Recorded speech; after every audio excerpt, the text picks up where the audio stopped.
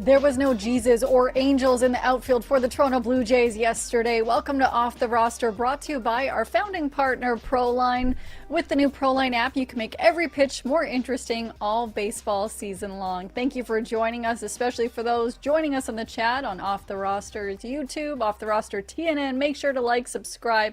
Let us know how you're feeling about the Toronto Blue Jays right now. I'm Lindsay Dunn alongside Dan Riccio. We'll be joined by Joe Casciaro of The Score and also Steve Simmons of the Toronto Sun to talk about everything happening in the sports world. A lot happening in the Toronto sports world. Tempo officially out of playoff contention, but there's Raptors and Leafs news. But Dan, let's quickly start off with the Toronto Blue Jays, where we will get into them later in the show because we're going to have Joe come on in just a couple of minutes to talk about how everything that has happened in the NBA, how it will impact the Toronto Raptors and their potential chance at a championship run.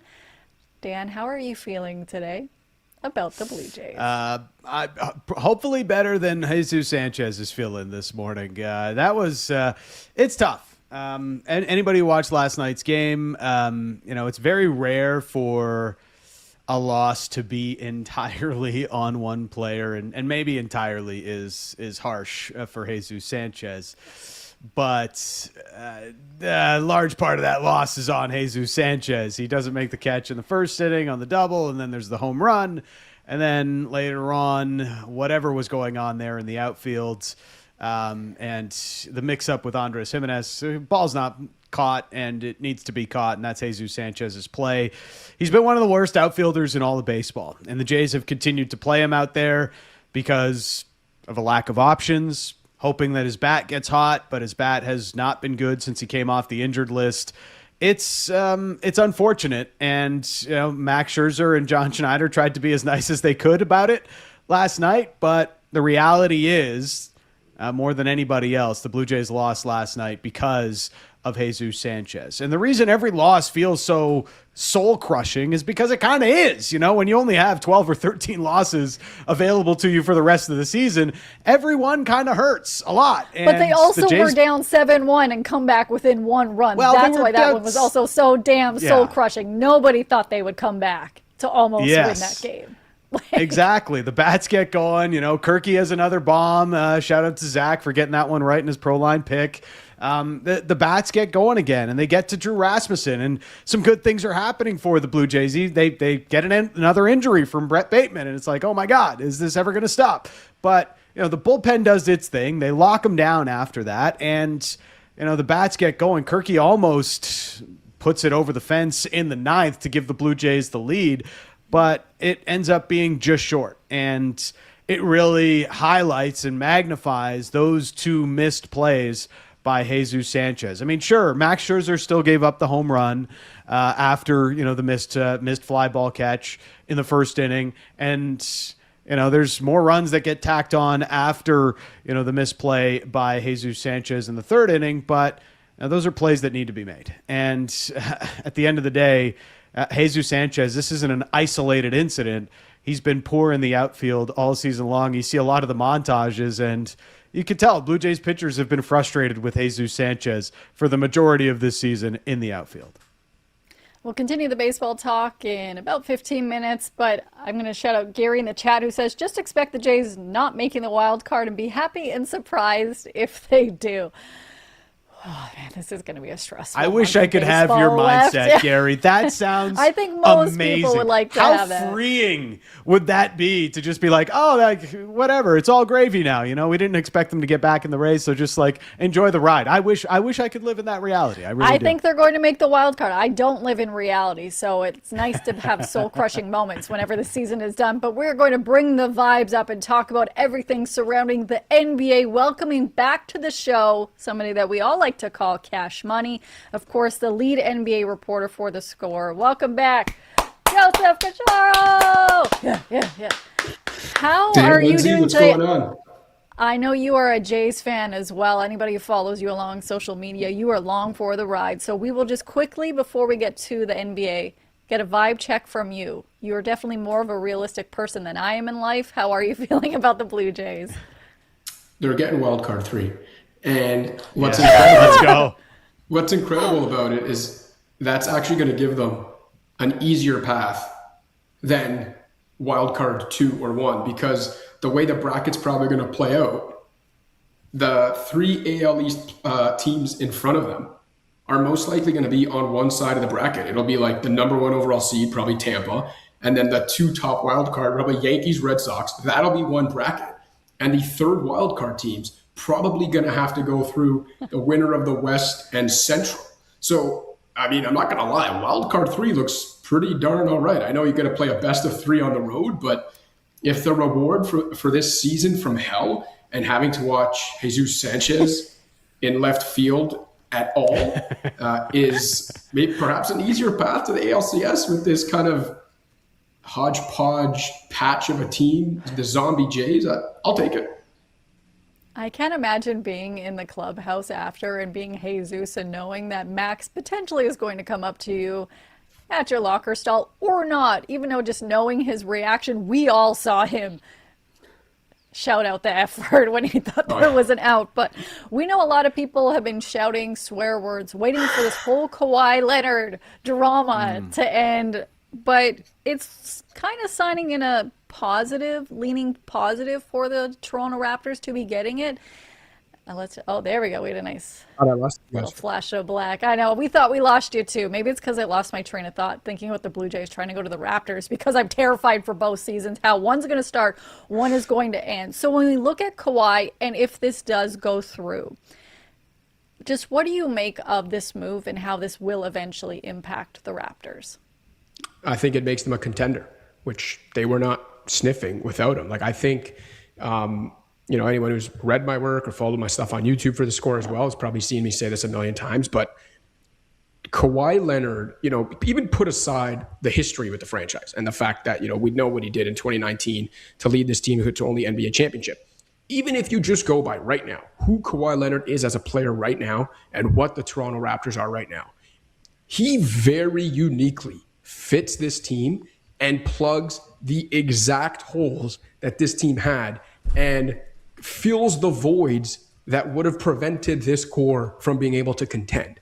And so, yeah, the history part of it and the nostalgia and the kind of prodigal son returning, that's all cool. And we know the scandal is hanging over the head too. I'm sure we're going to get to that today too. But if you're just talking from like a sheer basketball standpoint, if you consider the ways Brandon Ingram did elevate the Raptors offense and kind of address some of the issues with the Raptors offense, some of their half-court issues and all that, and then consider the fact that Kawhi Leonard does all of the things Brandon Ingram does well, except he does them 5 to 10 times better, more efficiently. He's actually a better three-point shooter.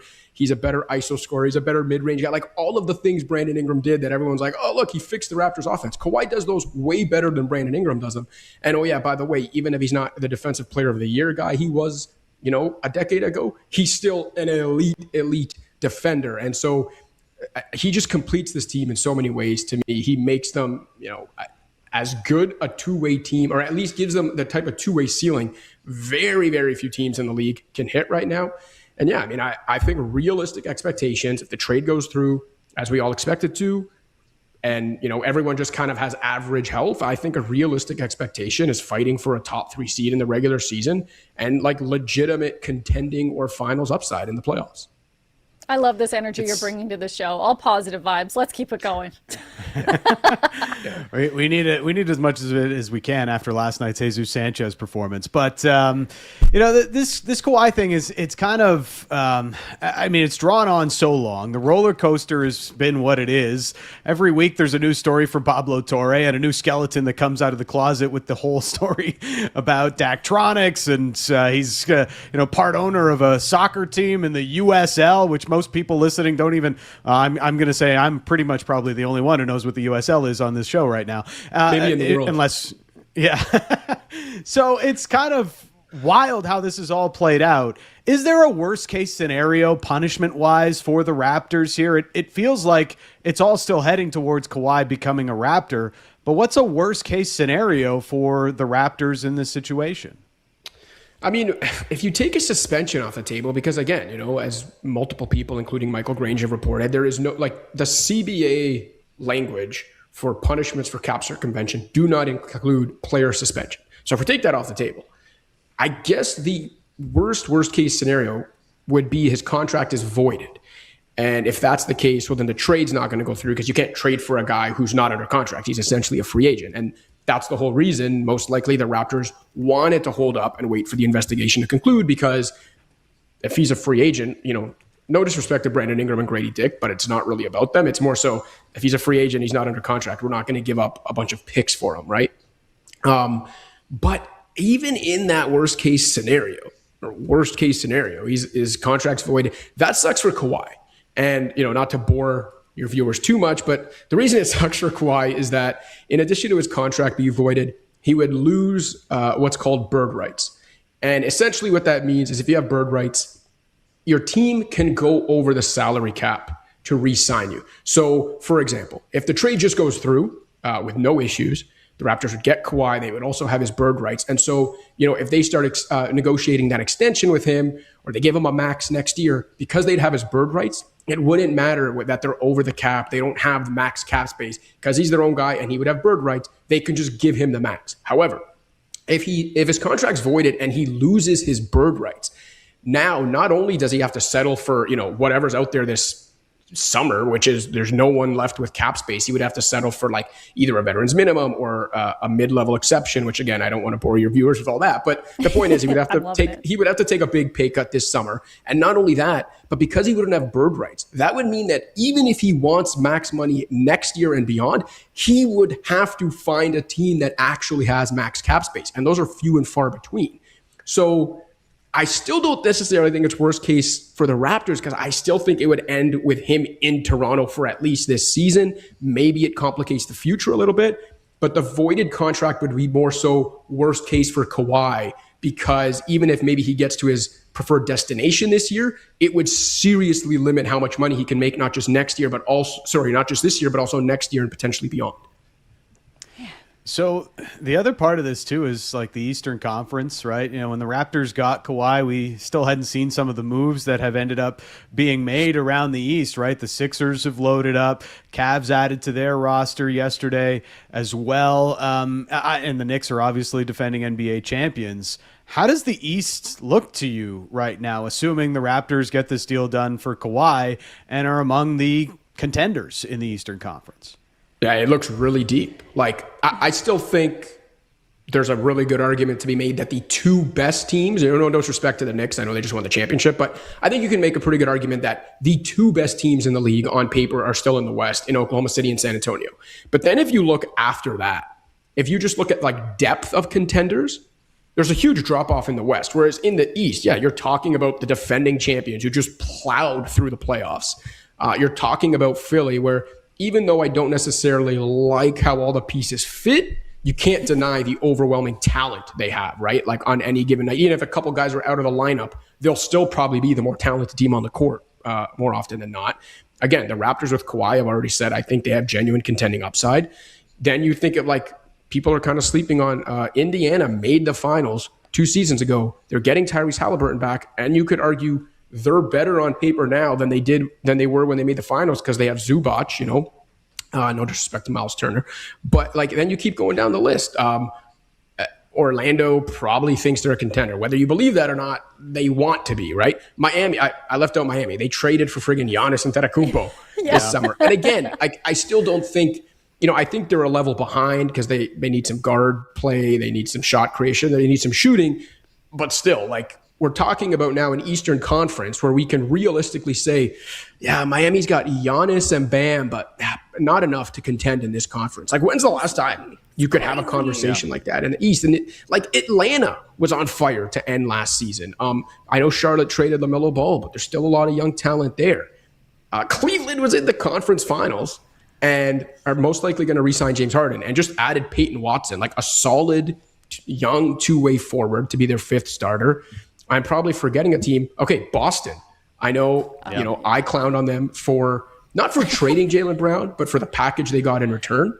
But then if you really start to think about it, clown Paul George all you want. I know I have definitely done that over the years. He actually sneakily really fits that roster as like a 3-point shooting forward who, is a two-way player. And I would not be surprised if the Celtics just find their way to like 45 to 50 wins again. Anyway, you kind of roll through all these teams in the East, And you start realizing like we're running out of playoff spots here. We're running out of play-in spots here. So, in short, I think the East is really deep. And although I do think the Raptors have contending upside, it's going to be a dogfight most nights just to make sure they're in the correct seeding so that they do have an easier path come April. With some of the players that are still available that may not be involved in any controversial potential cap circumvention or whatever it may be, are you surprised by any of the names still out there? Because I know like Westbrook retired and you had like Beal's name recently go away, and it's like DeRozan, even former Raptor Ochai Agbaji is like his name's been surrounded some teams but nowhere. I think the most surprising one is probably Jalen Duren. Yep. And, I know he had an extremely disappointing playoffs for the Pistons, and that obviously took a lot of shine off of him.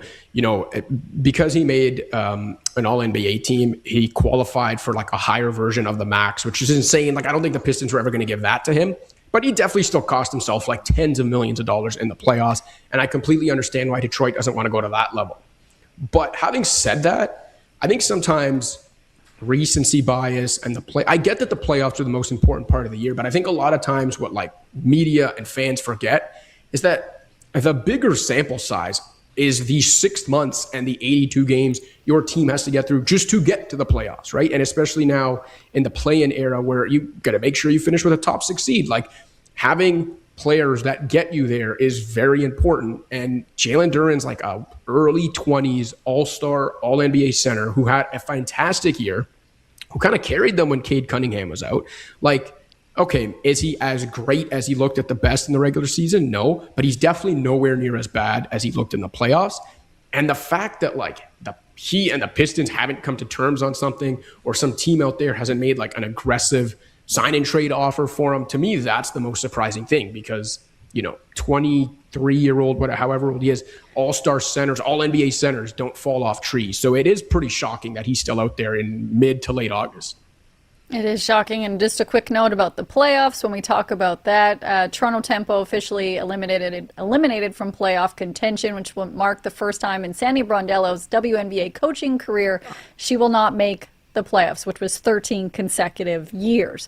Now, when we talk about the playoffs, of course, a former Raptor just went all the way to win the title. I want to play you a little video of OG Anunoby because, Cash, I know that you're a hooper.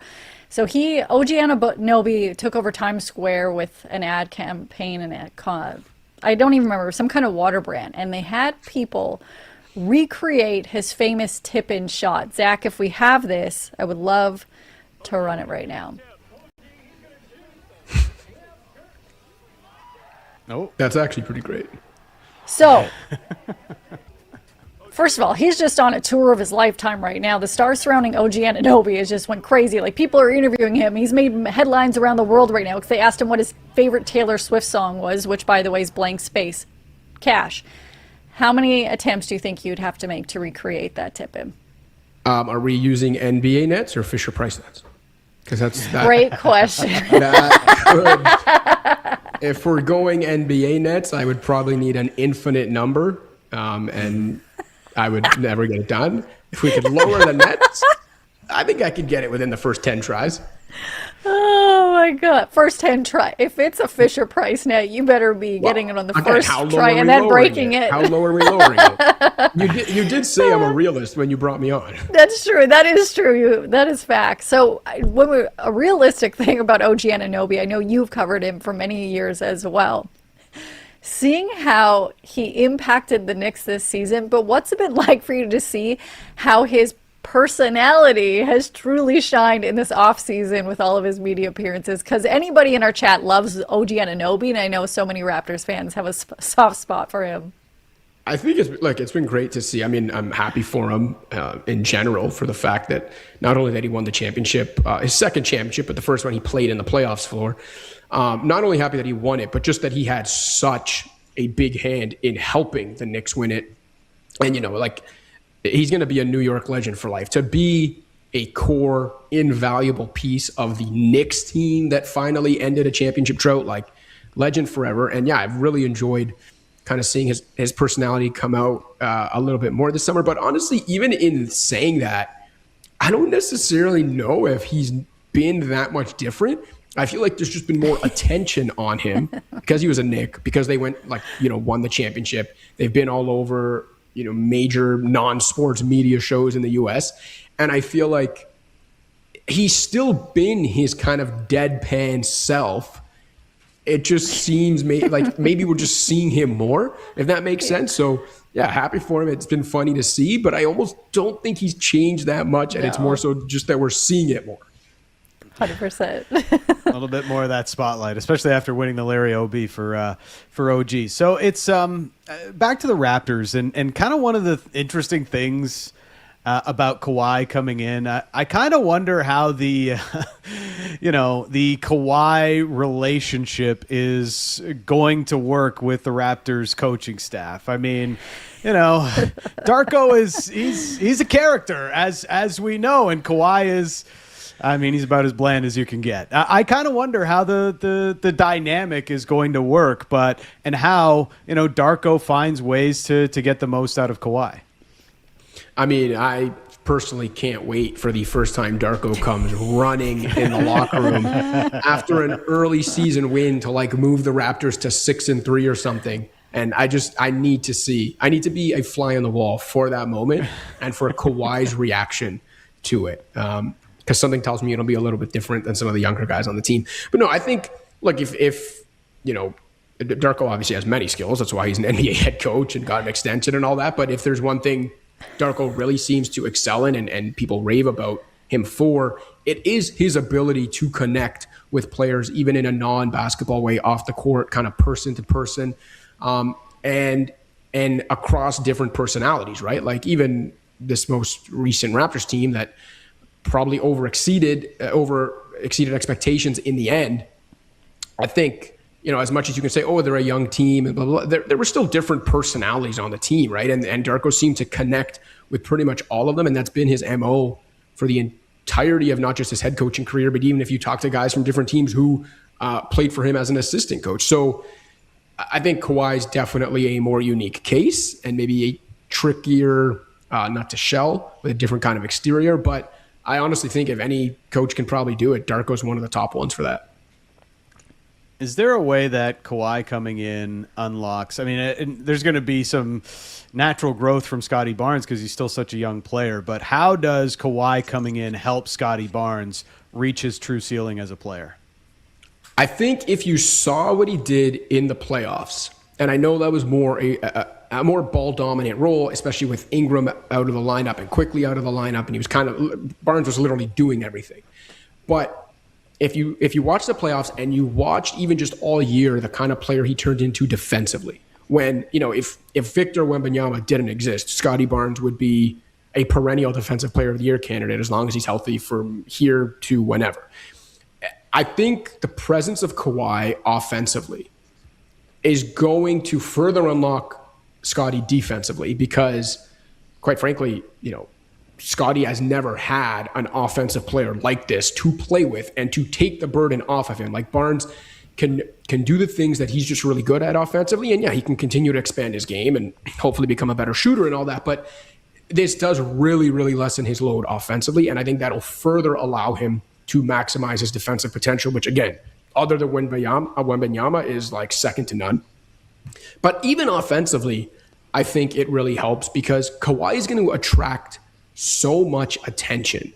And if that ball swings to Scottie with a numbers advantage, because Kawhi has attracted so much attention and maybe drawn an extra body, Scottie is a brilliant playmaker who's much bigger than the average playmaker or point guard or whatever you kind of want to see. You can see over the defense. And I think the thought of Barnes having some numbers advantages with the ball in his hands because Kawhi has taken attention elsewhere, I think that's really exciting for the Raptors offense. Kawhi drawing all that extra attention could lead to more open shots for Scottie. Maybe we see Scottie's three-point percentage tick up a little bit because he's taking more open catch-and-shoot threes. I know he's not the number one option if you're looking for a catch-and-shoot threat, but I'm just saying I think there are ways Kawhi is going to really open up his offensive game as well. But I think especially defensively, the fact that he can really focus on that end more than he's ever been able to, it's just really exciting. And then, yeah, I mean, I know the question is more about Scottie, but I just keep thinking about the defensive terror that Leonard, Barnes, and Murray Boyles can be. Like and even I'll just quickly throw in Emmanuel quickly, because I thought, other than the injuries, I thought he actually had a really underrated year last year. And I think he quietly was very, very good defensively at the point of attack. And Darko will tell you that too. And, many people will talk about how like Quickly's activity at the point of attack, some of his deflections off the ball, like all this stuff really helped the Raptors defense as a team. Even if it wasn't maybe Quickly getting the steal, or it ended up in a block or whatever, his work at the point of attack was really big. And so again, I think that's another guy where it's like, well, now you've got Kawhi and Scotty and Murray Boyles behind you. That's only going to help him. Yeah, I think defensively, this team's ceiling is unbelievable. Oh, there's so much to be excited about when this eventually happens and goes through. And then we talk about the drama of whatever happens after that. But I'm looking forward to whatever Darko is going to say to Kawhi. Because do you remember when he said to Malachi Flynn, "You're a really handsome guy when you're smiling, but you're ugly when you're not"? Can you imagine him saying that to Kawhi? I can't. And I also think I had just like blocked Malachi Flynn out of my memory. No disrespect to the Flynn family, but if we're talking basketball and NBA basketball, I had definitely, that's disrespect. Much like Jesus Sanchez in left field, I would like to just have it burned from my memory. But burned from my memory. About what Darko's going to say to Kawhi. I thought you were going to mention, I don't know if you remember the viral Kawhi, Darko sideline moment when he was trying to coach up on defense. I don't remember who it was. And he just says, hands. I love hands. Yeah. I know. You know who he's really going to love? The guy with the most freakish hands we've ever seen. Kawhi Leonard. One thing I know none of us are really a fan of is reacting to clickbaity headlines, but sometimes we have to do it. So I'm going to throw this to you for the last question. We do appreciate your time, but as the lead NBA reporter for The Score, Max Kellerman recently said Jalen Brunson is a bigger star than SGA and Nikola Jokic today. Do you agree? No. Listen, I guess the argument, I assume, I didn't hear this clip myself, but I assume what he's saying is a bigger star in the sense of like literally maybe a bigger star, like maybe a higher Q, is it called a Q factor? Like how recognizable you are kind of in different places. Like maybe that's what he means. And from that perspective, I could kind of understand it because look, he was the face of not just an NBA champion, but the Knicks' first championship team. And it'd be like in Canada, the captain of a Leafs team that finally gets them over the hump. You could, they might not be the best player in the NHL, but that summer you could probably make the argument they're the biggest star. And so I get that. But I also think sometimes media, fans, whatever, people just jump through all these hoops, come up with all these caveats to make a point that they think is like slightly controversial or a take or different. And it's like, this is the NBA, and all due respect to Jalen Brunson, the guy's a dog. He's a New York legend. He's probably going to go to the Hall of Fame. Take nothing away from him. He's not the biggest star in the NBA. Like, stop it. What are we doing? Shai Gilgeous-Alexander is one of the last two MVPs. Nikola Jokic, I say this without an ounce of hyperbole, already has the type of resume that you could legitimately have a conversation about him being like the third best player, like at least being in the conversation for like a top 3 player all time. Like, what are we doing? Love Jalen Brunson. He deserves all of the flowers, but come on. He adds the only guys who are on his level. Well, you know what? He's a bigger star than KD. He's a bigger draw than Kevin Durant right now. I just wanted to leave you on the super positive note of frustration because I knew it'd get you going. Again, it's like, as a player, even, as a media person, like all these things, I like Jalen Brunson more than Kevin Durant. But again, let's be realistic. We'll end it the way you started. It was saying I'm a realist. In what world is Jalen Brunson a bigger star than Kevin Durant? Like, even if historically, if you ask basketball fans around the world who's more recognizable, KD's literally got his own signature shoe. Like, you can go on and on. Like, what we called it is rage bait, and I'm sorry for rage baiting you right now with someone else's take, but we appreciate you today. Thank you for always being the realistic person in this conversation, at least when it comes to me. But thank you for joining us today, Cash. Thanks for having me. Thanks, Joe. I'm so mean. I just wanted to see his reaction, and if you saw it, he's like, How does somebody even utter these words? Which is something I often wonder. And we're going to have Steve Simmons on in a moment. But real quickly, I just need to bring up something. Of course, is the 999 challenge. Yesterday, we saw you rocking an awesome hat that is a partnership with nationgear.ca. We want you to try the 999 challenge, but if you don't, you can still look pretty cool and say that you took part in it. We've teamed up with the Nation Network and Levelwear to launch the Perfect 9 collection, a limited edition lineup inspired by one of baseball's most legendary game day traditions. It's not your average merch either. Premium fabrics, modern fits, and gear you'll actually wear long after baseball season ends. Whether you're heading to the ballpark, catching a game on the patio, or just want everyone to know you're a serious student of baseball culture, the Perfect 9 collection has you covered. Check it out at nationgear.ca because it is only here for a limited time. And here for a limited time, we bring in a friend of the show, sports columnist for the Toronto Sun, a legend in his own right. Welcome to the show, Steve Simmons. Good morning. Welcome back, Steve. Good morning to both of you. Could you do the 999 challenge? 9 beers, 9 hot dogs, and 9 innings. I do the hot dogs, no problem. I'm not a drinker. So if you change it to Diet Coke, I'm sure I could do it. I love this. Man, Would be a lot of Diet Coke though, but I was like, that's a lot of Diet Coke. That's about a day for me some days. Wait, what? Really? Sometimes, yeah. Okay. You're crazy, Simmons. So when we talk about crazy, some people called Mad Max a little bit crazy. You recently wrote about Max Scherzer's march through baseball, and I love the one quote. It is almost breathtaking to see this senior Blue Jay with his name surrounded by the greatest who ever played. Max yesterday having a bit of a frustrating moment with Jesus Sanchez. When we look at the Blue Jays run over the last little while, Steve, what are you making it? Because you've been covering this team for decades. Well, I felt for Max last night. I mean, if I'm Max Scherzer, I might have gone right to left field and bang, and given it to Jesus Sanchez. And it reminded me a little bit of Dave Stieb back in the day when if you made an error when Dave Stieb was pitching, you got the stare. And last night, I think Sanchez didn't just get the stare. He got some of the body language and some of the other stuff. And I think Max Scherzer is such I don't know if perfectionist is the right way to put it, but he's so consumed by how he's doing that here he was pitching fine. And he there's the mistake made and then all the runs scored because of it. And, and because of the way it's scored, it's not unearned runs, they're runs on his name. And so, I understand why he was as angry as he is, and he wants to get to the playoffs, and he wants to finish. If this is the end of his career, he wants to do it with some panache. And from that point of view, I understand completely. And you got to realize who this guy is. He's baseball royalty. And you realize it more. And I did it last weekend. I started going through the stats, just comparing who else is there. Who is he there with? I always think of Bob Gibson as sort of the best pitcher I've ever seen in my life. And when I started looking at, and he's past Bob Gibson now on the all-time strikeout list. And he's with all of these guys that you look to as the all-time greats on that list, just past Walter Johnson, who I was hearing about from the day I first heard about baseball.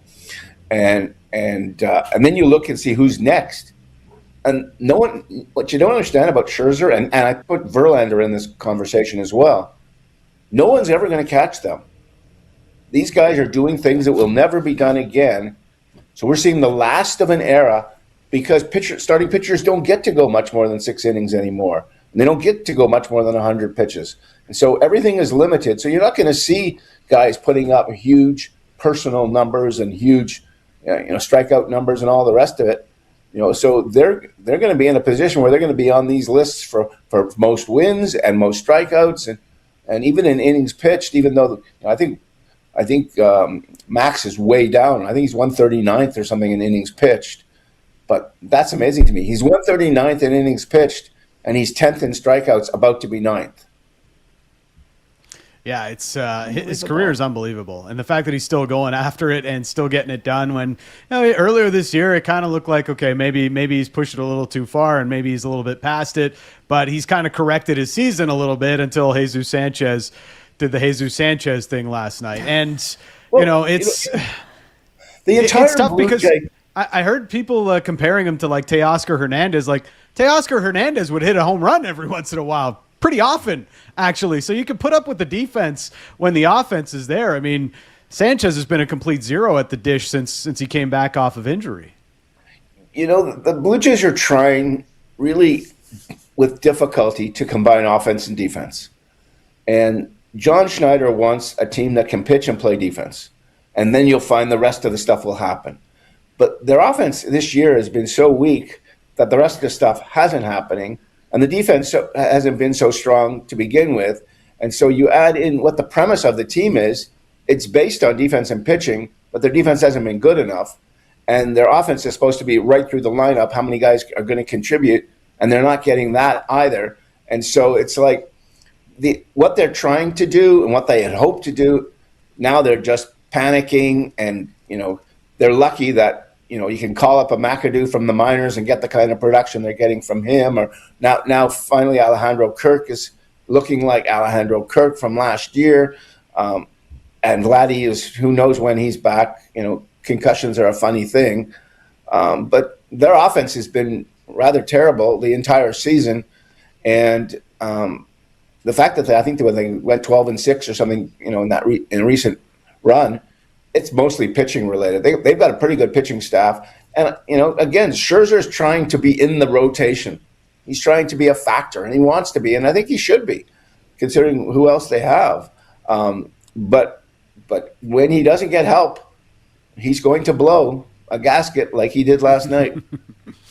Yeah, and it was warranted, right? It was absolutely warranted. It does feel like this is kind of a big moment here for John Schneider, and I think Schneider's done an unbelievable job getting this season back on the rails and getting some buy-in to more of a small ball approach at the dish since the trade deadline here, Steve. But I lefty's on the mound today, so Sanchez isn't going to play anyways. But it kind of feels like one of those moments where you could see how frustrated Max was. Sanchez has been poor in the field all season long.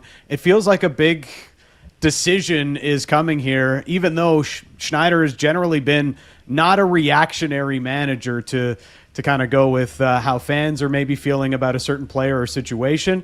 I'm not sure what John Schneider does here, but it's pretty clear that Sanchez's spot on the roster right now is in doubt. Well, it's a real sort of quirky thing right now for John Schneider, who I agree with you. I think he's done a really good job under bad circumstances this year, although I think sometimes his in-game decisions I'm going to argue with. But I think as the way he's handled people, and I think that's his strength. He handles people very, very well. Who do you start?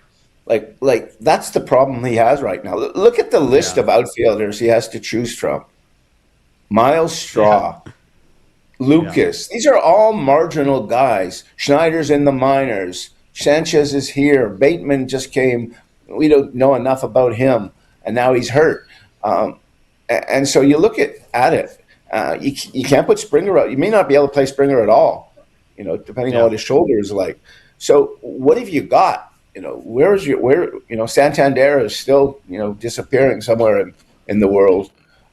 So what do you have? What does John Schneider have to put out there? What's his outfield? And who's his DH is going to be Kirk, I guess, most days, if he's not catching. But it's like, put this lineup together.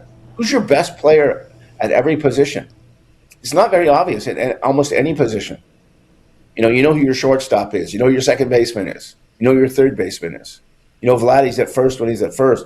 Who's in left, center, and right? That's a question that John Schneider will have to look at every single day, base it on who's pitching for the other team and who might look like they're hot. But you need the guy to make the catch in the outfield. I thought Teoscar Hernandez, he was not a good outfielder, but he was not a terrible outfielder. There's a difference between the two. I don't know if you guys are old enough to have seen George Bell. George Bell, one of the great Blue Jays. But George Bell was how do I say this nicely? He was kind of a train wreck in left field, except what George Bell did was he made the plays that needed to be made. But he missed a lot of plays that he shouldn't have. And they had a guy up earlier this year who looked like just a natural hitter. and his name escapes me for this moment, so you're going to have to tell me who he is. But when you put him in the outfield, he was like me out there. Like I'm chasing. If the fly ball is going left, he's going right. Like he was just lost. But he looked like he could be a big league hitter. So it was like, it was a tough situation. I think Schneid's kept putting him out there on a regular basis to see, let's try and see if this guy gains some confidence. Like David Schneider did. David Schneider kind of taught himself to play the outfield. Unfortunately, he stopped hitting. So, cost his time. Eloy Jimenez, is that who you're thinking of? No. Penango, something like that. Ah, Yohendrick Penango, yes. Yeah, this year. Well, to me, he looks like a major league hitter. He looks like a major league hitter the first day he came up. And I think he's going to be one. But he's not going to be one playing the outfield. I think maybe he'll be a DH somewhere or possibly a first baseman if they can figure that out. So somewhere else probably, because they're not looking for that here. But sometimes you get a guy, McAdoo, like he's come up. He looks like a ball player. He looks like a guy, you put him in there, he's comfortable. Sometimes that you're comfortable for a week or 2 weeks. I remember a hockey coach told me many years ago that I can take a guy from the AHL and I can get 3 games out of anybody. It's that 4th game and the 5th game that I worry about. By then, he's just not good enough. And I think it's the same with when you call these guys up from the minors that the Jays have this year. Like you're going to get a week out of Bateman, or you're going to get a week out of McAdoo or whatever. But does that mean you're getting 2 weeks or 3 weeks or into September when it really matters? Like if this thing turns out the way I think it's going to turn out, that final week of the season is going to be insane. Because everybody's going to be like 5 teams within a game of each other. Yeah. I'm kind of excited for it, but don't think we're going to be able to handle each other down the stretch. So the Jays are lucky; they don't have to play really anybody very much. Their final week, I think, is Cincinnati and I forgot who the other team is, but it's not. They're not teams that are in their race at all. They finished with 3 games against Cincinnati at home, so I think it might speak well if they're still within 1 or so, going into the final days. You mentioned train wreck, which brings me up to something that happened in Toronto this week, and it surrounds the WNBA. And as somebody that has covered this league for 15 years, not casually but extensively, it is an absolute train wreck right now. You were there for Caitlin Clark fever, but there was a reporter from the Globe and Mail, Cathal Kelly, who was not granted credentials, and he believes it's because he has not covered the team favorably. As somebody, I like that you will tell it like it is. I will say, I struggle sometimes, being a little bit straightforward with some of the storylines are. How do you kind of view the fact that he did not get a credential, but also in your experience, what has it been like maybe sometimes dealing with the backlash for giving something that may not be viewed as a favorable opinion surrounding the sports team? Well, I've been fighting with PR people and management people from virtually every team I've ever covered for the last 40 years. So you just get used to that on a daily basis. And I'm going to go way back. I covered the Calgary Flames for the first 7 years they were in Calgary. And in the second year, I think it was the second year, the public relations guy came up to me and said, Cliff Fletcher is the general manager, and Cliff will no longer speak to you. And Cliff Fletcher is one of the great people of all time, by the way. And he'll never speak to you, and there's a possibility that the team will stop speaking to you. So the team had a vote that day, and the players have a meeting, and they have a vote on whether to continue to talk to me or not. And the first player out of the dressing room was Paul Reinhart, whose son plays for the Florida Panthers now. And Paul Reinhart, we're waiting for the news of the vote. So how'd the vote go? He said the final vote was 12-11. And Paul Reinhart says, this team's so fucked up, we can't even decide on stupid things. So that's kind of like this. And in this case, I don't know what happened with Cahal and the team. And I don't know what interaction there's been. I do know they're very sticky about when you apply and how you apply. And they have an odd way of doing it. I will say that about the tempo. But I can't speak for what happened with the Globe because I haven't spoken to Jamie Ross, the sports editor, or Cahal. I shared an email with him back and forth, but we really didn't get into much detail. If his column is correct, and I have no reason to believe it wasn't, they're complete idiots. They're new in the league. Okay, who do you want to fight with? The number one columnist at the number one newspaper in the country? Is that a good person to get in a fight with? I think it's the last person you want to get in a fight with. And it's someone that now you're saying to him, you can write whatever you want because you're not here and you can't deal with us and whatever. And so they've given him complete license to attack them. When, all they had to do was give him a pass and he was going to write like most of us wrote, isn't Caitlin Clark wonderful? And what a fabulous night this was. And so I don't understand. And I looked around, to be honest, after I was there, you were there. There was a lot of places you could have put him. There's a lot of marginal media. The Globe and Mail is not marginal media. Now, Rachel Brady was there. She's the reporter from the Globe. But I was there as a columnist, and the Star had two people. So why wouldn't the Globe have two people? And it wasn't like our city columnist, Joe Warmington, got turned down because he didn't apply on time. Now, I have no problem with that. If you don't apply on time, too bad.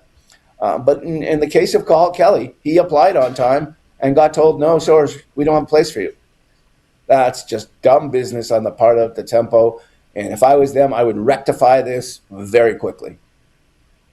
Yeah, it's interesting to see what will happen or what the backstory is there. I just know that you have obviously some great stories to share with us. And I do want to switch now to another team that plays in Scotiabank Arena, that of course being the Toronto Maple Leafs. Morgan Rielly speaking yesterday at Hockey Night in Brampton. He was asked pretty much for the first time this summer about all of the news surrounding him.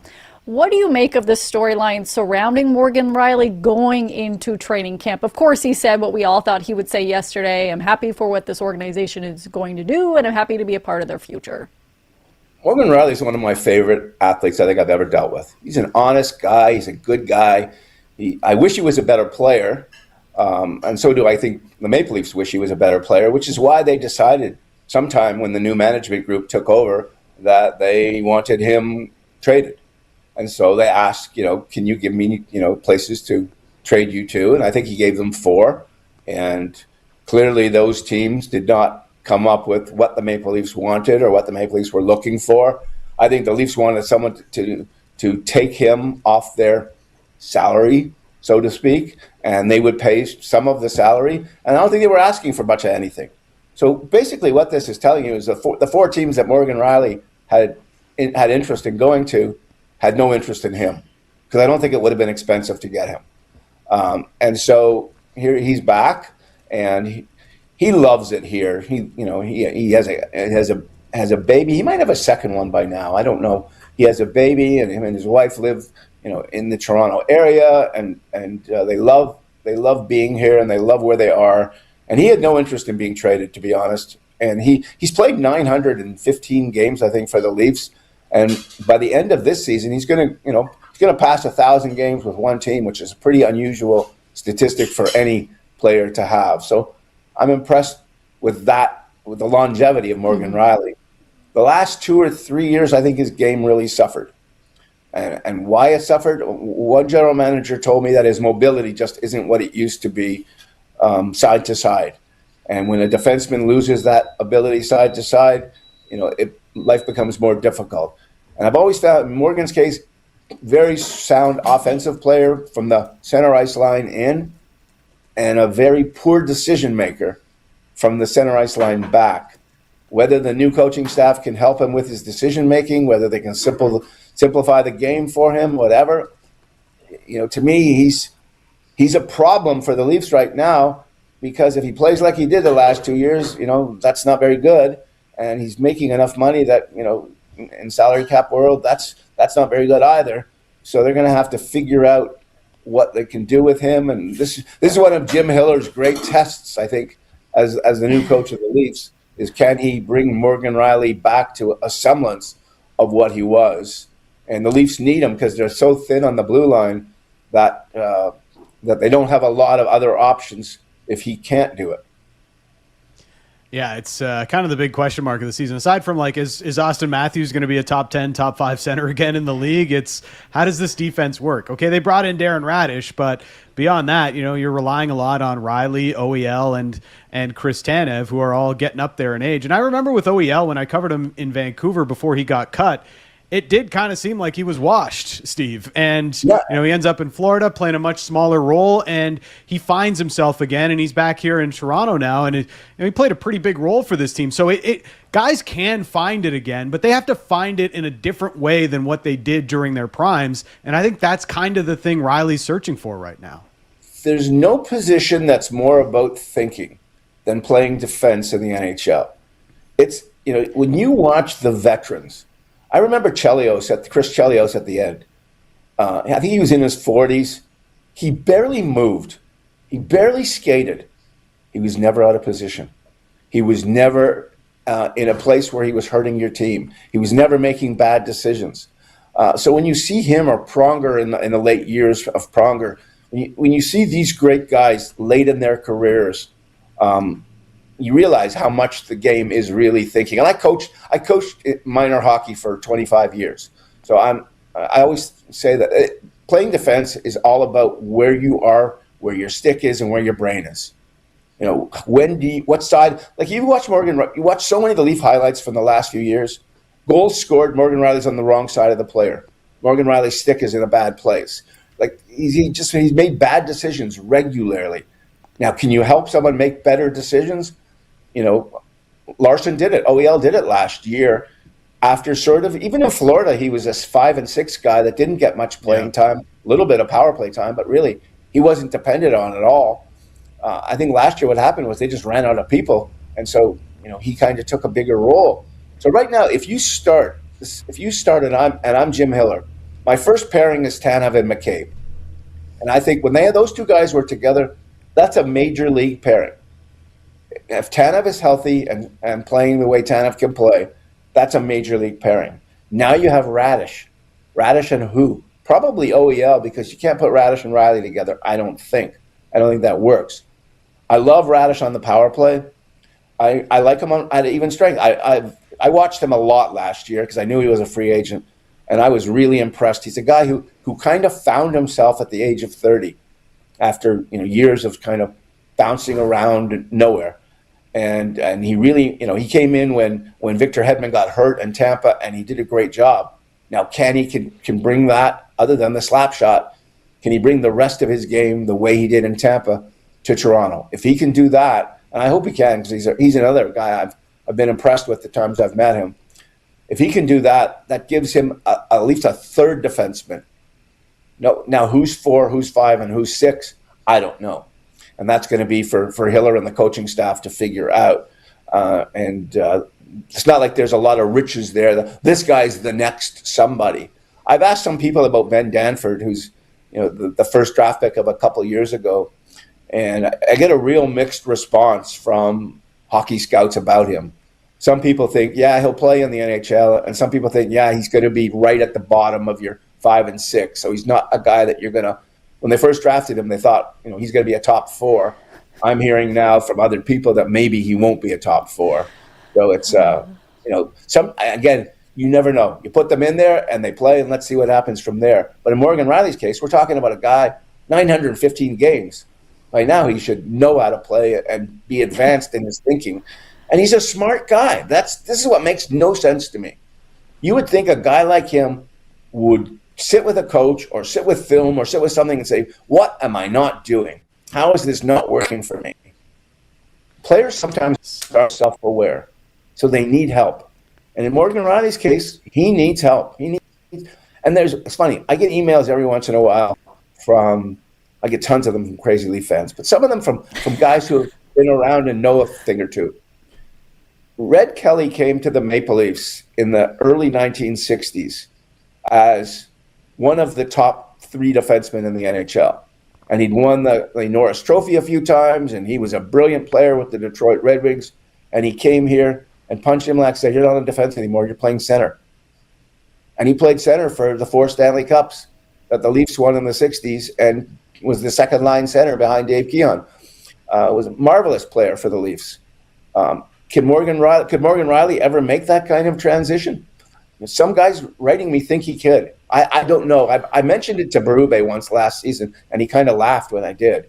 But it worked once for Red Kelly. It worked a little bit for Housley. He played a little, and it worked for Paul Reinhart too back in the day. He played forward and defense, but not very many guys. And Brett Burns, I guess, is the best example of going from forward to defense. But maybe that's the answer in the end for Rielly if he can't, figure out how to play defense. The interesting story this week as well is John Tavares fighting the tax man in court right now and trying to get a little bit. He's fighting that they've put a penalty on him of $6-ish million, $8 million that they want him to pay back. They feel like they are owed. The CRA is owed from his signing bonus he initially signed with the Leafs when he signed as a free agent from the New York Islanders. And interestingly, one of the arguments his lawyer is making is that this could affect Canadian NHL teams and their ability to attract star talent in free agency if this goes in the way of the CRA. I mean, we've talked a lot about the tax benefits that no state income tax states have, and they clearly are in the Stanley Cup final nearly every single year or winning the thing. Is this... how do you view this as, it's not really a regular tax battle that a player is going through. It's potentially something that could affect the future and how teams attract talent to their squads. Most of arguments with the CRA, my eyes glaze over. Like, I don't want to read them. I don't want to know about them. I don't want to even know about my own. Like, it's just something that doesn't, it's hard to read this stuff, and it's hard to understand some of it. But this is different. And I think it's really important what's happening here. And I think it's important for sports fans across this entire country, because this CRA is not a local circumstance. CRA is national. If the CRA wins this case, this will affect every team in Canada. And it will affect every team in Canada attempting to bring in free agents or attempting to bring in, players from other teams. I guess free agents is the best way to put it, because that's what happened here. Now, there's a law, a tax law, which is what they're fighting on here. There's a law that says to attract entertainers or other artists, athletes, whatever, to this country, you get a tax break on the bonus involved with the contract. And this is so you can bring in artists of quality, so you can bring in, people to make movies and that kind of stuff. And there's a reason for it. Now, here's the mix here. Tavares is a Canadian coming home to Canada. And so what they're arguing is he was in New York, could have gone to San Jose or anywhere else, could have stayed in the NHL in the U.S., but chose to come to Toronto. Chose to with the understanding that he was being wooed into the country with this tax law being what the tax law is. I think their argument is, wait a minute, you're a Canadian. You're not being wooed into the country. You're just coming home. And so I think it's really important that the athlete that Tavares wins here. And I don't really care most of the time what an athlete has to pay in taxes. They pay more in one tax bill than we're going to pay in our lives. But having said that, caring about the teams themselves and product they put on the ice. Say Connor McDavid's a free agent next year, and he wants to, go somewhere else. Can you sign him because he's going to get socked with taxes? I think right now you look at this and you have to cheer right now for the hockey players. In Patrick Marleau, it's John Tavares. I don't know if there's others involved, but you better cheer that they win this, because it's going to hurt teams down the road if they don't. And there was something years ago, I remember, there was something called an income averaging annuity, which was they were able to give players long contracts, but they paid them out over a whole lot of years, and they really did not pay a great deal of tax on the money if it stayed in those income averaging annuities. That was in the 80s. At some point, I think in the mid to late 80s, they got rid of it. And so it became more difficult. And again, free agency wasn't as liberal as it is now. So you were signing older players and of course money wasn't that big either. So it was different. But the players, all the agents were getting their clients to get income averaging annuities because it was a tax break of some kind. And in this case, this is a tax break of some kind. And if they don't have a tax break of some kind, they're not going to be able to, battle with not just the non-tax states, but the tax states that are similar to what our taxes are, California and New York and those places. Funny thing about hockey, everybody gets caught up in the non-tax states, Texas and Florida and Vegas and all that. The free agents in every other sport don't do that. They don't care. The free agents in baseball sign in Los Angeles and New York. Those are the two of the biggest tax states in the country. So this is a hockey being small issue. No other sport thinks this way. Where the basketball free agents go? They go. Where LeBron went to Philadelphia. They're not going necessarily to Dallas, or they're not going to.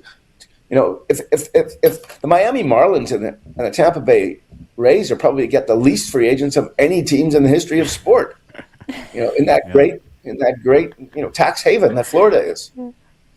How many Texas Rangers? Texas Rangers have because they spend money, but Houston. How many guys go to Houston? I'm going to Houston. That's where I'm going. You don't see that. No, not at all. But Steve, we appreciate you so much. I'm looking forward to your next column, and I'm looking forward to seeing you potentially drink 9 Diet Cokes the next time I see you. It's always a pleasure to talk to you. If you could bring the hot dogs, do I get a hat or something if I do this? Is there like a Absolutely. We're going to make you a fun. They have a 999 hat, and we're going to make sure you get the hat and a shirt. Okay, we're going to work on that. The hot dogs, I have no problem with. I take my insulin. I can eat anything. Can't wait for this. Awesome. Thanks so much, Steve. Yeah. Have a wonderful day. That is Steve Simmons, sports columnist for the Toronto Sun. Make sure to check out his latest work, which includes a fantastic article about Caitlin Clark being one of the most important athlete in all of pro sports right now. Very interesting read. And right now, Dan, I would love to hear from you and Zach for your guys' Pro Line pick of the day. This isn't your old Pro Line. The new app makes betting baseball easier than ever. Enjoy more props and same-game parlays all baseball season long on the Pro Line app. What do you have for us today? I need to be on Zach's train because whatever he picks seems to just absolutely win almost every time. He had the Kirky home run yesterday. I had the Rays -1.5. The happiness hedge did not work because the Jays almost pulled off the complete comeback. Today we are sticking with the Blue Jays. And I am really liking what we're seeing from one Charles McAdoo, who was incredible at the dish yesterday for the Jays. He got his first Major League stolen base. Today, Rays have a lefty on the mound. We're going to go with Charles McAdoo getting 1.5 total bases. Over 1.5 total bases for Charles McAdoo after he had 3 hits yesterday, a couple of RBI as well. He's going to stay hot, so we have Charles McAdoo on the card today. I'm feeling pretty good right now. I think the last time I came up here, I did Jays money line. I think they won that one. That was against the Sox in that series. There came back and hit plus 575 yesterday on an Alejandro Kirk home run. So I'm feeling good about myself, and I'm sticking with the Jays here today and some Jays themed bets. But I'm gonna go to the pitcher props tab, and we're gonna go with a Shane Bieber. 7+ strikeouts. I've got Bieber fever today, ladies and gentlemen. We're taking the alt on this one. I want to hit, and I want to hit big on my bets. He hit plus 575 today. We got the 8.5 today, the plus 750 for my bet. The alt line, I think his number's currently set at 4+ strikeouts, so we're going to take that and go up with it and go 7+.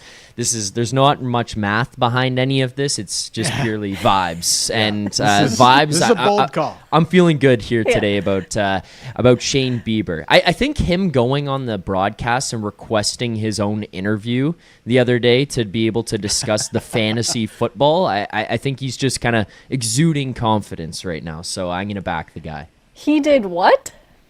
Yes. Did you not see that? I don't watch the Sportsnet broadcast. I always watch the away one. Okay. So the day before, I believe, Scherzer had requested to be interviewed. And then he called out Bieber's commissioner skills as the commissioner of the fantasy football league that they have. So the next day, Shane Bieber requested to be interviewed, and then he went up there and refuted Scherzer's claims about him being like a corrupt commissioner. So, I think he's just feeling confident right now. I love that. I think that is a wild, Proline pick, but I'm probably going to go with you because we want to bring the good vibes. All I know is that Dalton Varsho was the commish last year and said that Max Scherzer was a problem. As somebody that had a fantasy football team, he's like, Max complained about everything, so this actually checks out. I'm going with Bieber on this one.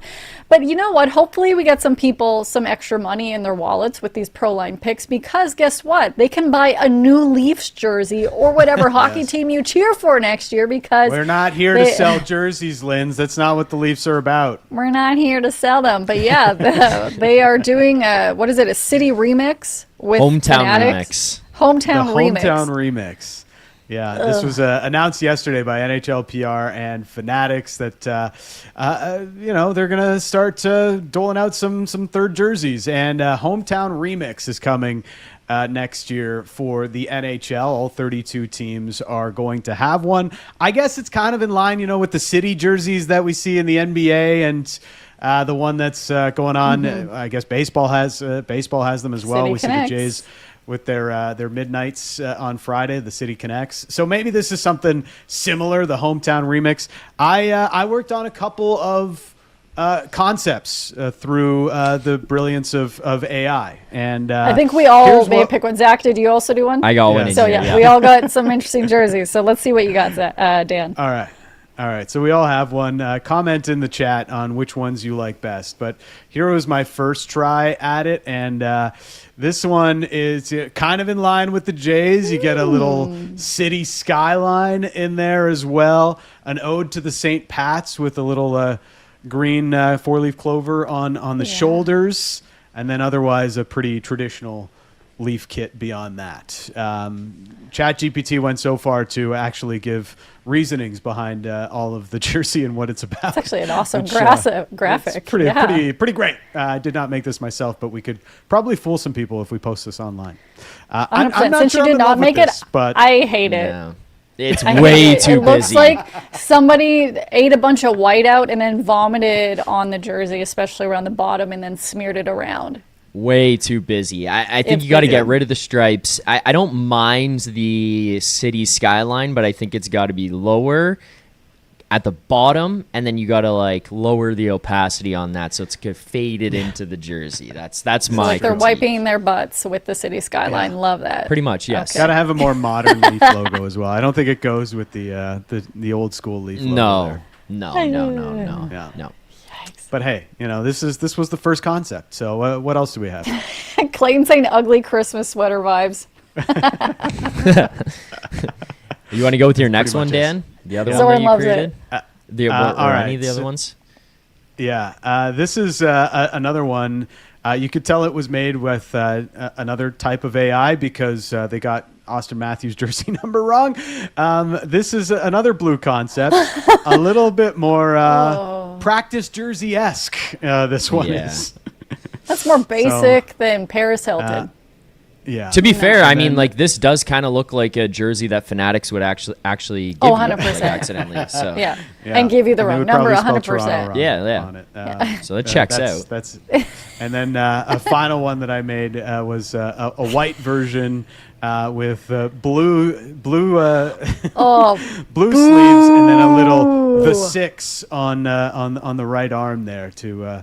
I love that the graphic has his number right on the reverse behind, but on the sleeve it's wrong. Yeah. Unless they were just doing an ode to Freddie Anderson. Yeah, you know what? I would buy that for that reason only. I toyed with the idea of putting Buds on the front instead of Toronto, but we left it as is. So hate the sleeves, not gonna lie, Dan, and hate the 6 edition on this. Not a fan. I think Other than that was the bad. point. I like the 6 part of it was something I knew would not be well received. Yeah, but not a fan. That's kind of how these things go sometimes. Zach, can we put mine up? Yeah. So I asked it to take the history of the city, but the Leafs. So it is busy. The number everyone would wear the number 67 with the name on the back saying mentally preparing for October. On the sleeve, it says we bleed blue until April. On the other arm, it says losing is our tradition. And then kind of around the bottom, it has built-in excuses.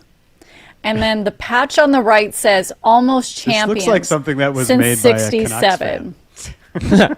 Yeah. This is actually a Canucks fan, like somebody online that's trolling a Canucks fan 100%. or a Sens fan is tweeting this at us. Yes, for sure. Yeah. Then on the one arm, it lists a long history of all the heartbreaks to remind them of the years. Of course, 2013, 18, it goes on. And then there's somebody running towards an exit, and it has a little patch that says first round exit with the slogan, it's not a choke, it's tradition. That's Nailed it. This is embarrassing. Too on the This is nose? a little too. This one hits a little too close to home, Linz. Yeah, this one's tough. Like, this is genuinely what a Twitter troll would be tweeting at Leafs fans and, like, in the replies. Like, Yes. Morgan Rielly being like, I'm looking forward to the team John Chayka has put together. And it's just, like, Sens fan since 93. Like, it's, like, replying, being like, you haven't won since 67. And then putting this picture. Like, this is what happens. My prompt, because obviously I was like, oh, man, it could put something fun, like a raccoon or something. Like, put anything you can that is negative about the Toronto Maple Leafs for a special remix jersey, and then it just did that. I'm like, you know what? Good for you, AI. You're Okay, gonna so not take our jobs. This one, pride, passion, pain. Love that slogan. there's always do. golf. Along the bottom. Always next year. Yeah. Yeah. I right. took mine a little bit more seriously than your AI did here, What? Lindsay. I actually gave mine some prompts and tried to like give it some design concepts and ideas here myself. So this is okay. what I came up with in mine. So it's got the Oh. Toronto Arena's tee. In the tee for the Toronto Arenas, it's like a little more modern than the old Toronto Arenas. We've got the CN Tower in the middle there.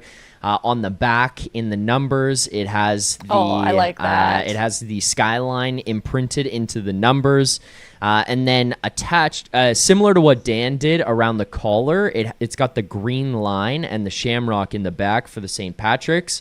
The only thing that I would have changed on this would be the shoulder caps, which I tried to ask ChatGPT to prompt to change the shoulder caps, and it could not figure out what the hell I was asking it to do. So it's not on my graphic, but you know, Shout out to real human graphic editors. Yes, exactly. If we were like spending hours doing this, then maybe we would have taken the time to do it. But the only thing I would have changed would be like the white shoulder caps. I would have put the shoulder caps rather than the logos on there. And then in that, I would have put the blue Maple Leafs up on the shoulders, you know, like the Daryl Sittler era, like shoulder cap stuff. So that would have been the change that I would have made to this. But those are the jerseys that I've got. I love CN the Town details on the under- numbers. Yeah. Yeah, that's also a CN ChatGPT. Addition. Yeah, I did not put that on there. Let me be clear. Didn't know you put in the prompt for a little bit of an ad at the bottom of the jersey there. It was not me. CN Rail is sponsoring my hometown remix jersey. This is We have actually the mixed most reactions fire in the of the chats. three, though. Yeah, Thank you. We have Thank you. mixed reactions in the chats. Honestly, I don't like the front part of the logo. It looks like an old medieval like sword dipped into ink that went terribly wrong. Or if you want to go to like an inappropriate cartoon drawing of somebody's genitals, it's totally up to you how you want to take it. But we have Zorn saying looks like a WNBA logo, streaks. That's easily the worst. But Miss Mel saying Zach's jersey wins. So because your prompts was the most serious. Yeah, I also did put in like very serious prompts. So like I told I it did exactly not. what to do and how to put this together. Yeah. It's like clown Leafs fans. But anyways, tomorrow we're going to be talking about what happens, obviously, this afternoon with the Toronto Blue Jays as they get ready to take on the Yankees this weekend. It will be interesting. We'll be talking about whatever happens in the Toronto sports world and some controversy, of course, happening on the links. Thank you for joining us for today's episode of Off the Roster. We look forward to you joining us tomorrow. Hey, we hope you enjoyed this video. If you want more off the roster content, make sure to like and hype this video and subscribe.